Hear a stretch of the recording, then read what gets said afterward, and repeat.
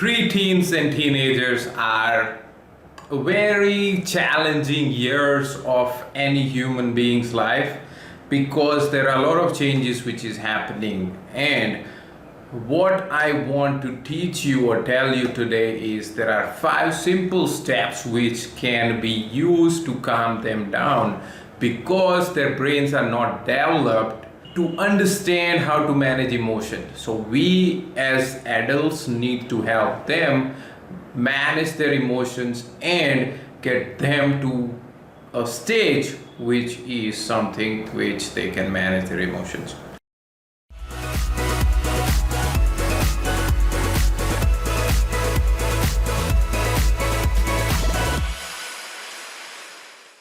Calming down preteens and teens, they need help.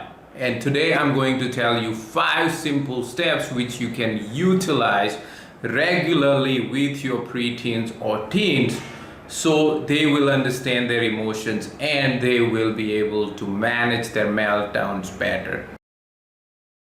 So little bit about the teenage brain growth. The brain grows till the mid-20s, right? So around 24-25 years, the brain is significantly going through developing the neurons, the circuits and things like that. There is the executive decision-making system which we call the prefrontal cortex, which we have, which is in front of our head or the brain, which is all about understanding the emotions and making the right decisions, thinking about other people and stuff like that. But that is the last thing which gets developed in our human brain. So the teenagers, they are making all the decisions from their amygdala, which is all about emotional, instinctive decision making, right? So that's why they find it difficult when something gets on their nerves, they are not able to calm down. So here are the 5 steps which can help you manage them to calm down. So the first one is notice and identify the emotions. As an adult, what you need to do is you need to notice and identify the emotion first before you start talking with your teenager or the preteens, right? So what you can do is, if the kid is disappointed by the grades and the kid might be saying, oh, I hate my teacher and they are all against me and they hate me, that's why they are giving me lower grades.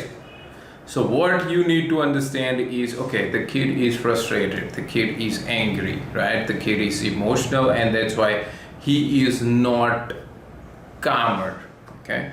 So first thing is we need to understand as an adult what is the emotions the kid is experiencing.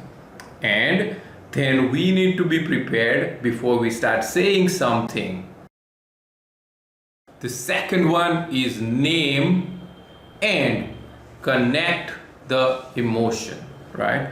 So as I have given the example of grade and being frustrated, what you can do is try to talk with your kid and say, I think you are frustrated and disappointed because you did not get the grades which you deserve, okay? So with that statement, what we did is we used the 2 emotions, frustration and disappointment, and we are also stating why, because the preteens and teens, they do not have the capability to understand why they are getting frustrated, okay? And then we can get into the perspective taking and things like that. But the second step, you just stop at, you name the emotions and get them connected with what has happened, right? So that's the second step. So they understand, I am feeling this because of this. Third step is always difficult, but pause and don't do anything. So when you take a pause, what happens is your teen also gets chance to process the second step about understanding what I am feeling and why I am feeling. So a simple step is, after you said, oh, I think because of this you are feeling this, what you do is count till 10 in your head. Take a pause, be there for your teen, but take a pause.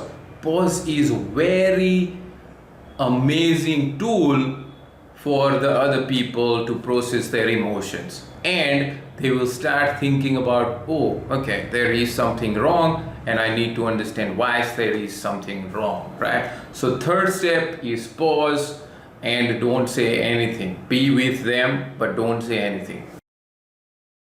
The fourth step is support your child to calm down. Sometimes they might throw things, they might lock themselves down, they might be shouting, they might be using abusive language, they might be hitting people as well. The best approach is, in that situation, you need to be calm, okay? You need to practice patience. You need to also notice what is going on in your emotions and things like that. Do not get angry and ruin the situation more, right? It takes time. Yes, I do also get angry at times, but it takes time. As we practice, we can help them calm down, right? So look after their safety. They haven't locked themselves in a room. They are not driving their cars or their vehicles or something like that when they are angry. So look for their safety, support them until they calm down. So be with them. You might need to process the first, second and third step again and again. You might use some breathing techniques, or you might want them to express their emotions more rather than giving them reasons they should not feel this and that. So the fourth step is being with them, supporting them all the way through till they are calmer, to have a better communication with you, right? And the fifth step, when they are calmer, so sometimes it might take 5 minutes or sometimes it might take 5 hours. So this fifth step can not be always initiated instantaneously or in the rhythm, right? But when they are in a mood, you can start talking about problem solving, right? So problem solving with the emotions, problem solving with the grades, problem solving with how people are reacting to them and how they are perceiving their things, right? So the fifth step is developing their own problem solving skills, right? So rather than you telling them, oh, you should have done this, you should have done that, you should have studied more, you should have not said anything, you should have listened, and all those instructions, what you would need to do in the fifth step is sit down and let them come up with options to manage their emotions, right? Manage the issue so next time things does not go as hyper as it did in the last time. So fifth step, problem solving. There are a lot of techniques for problem solving. There are a few videos which is on my YouTube channel as well. So you can have a look at them, how you can help your kids problem solve, okay? So I hope these 5 steps has been helpful. The key is having patience with the preteens and teenage years. The more patience which we have, it is going to help us create a better future for them. So please subscribe to the channel, like the video and share it with whoever needs to see it. Thank you very much and take care.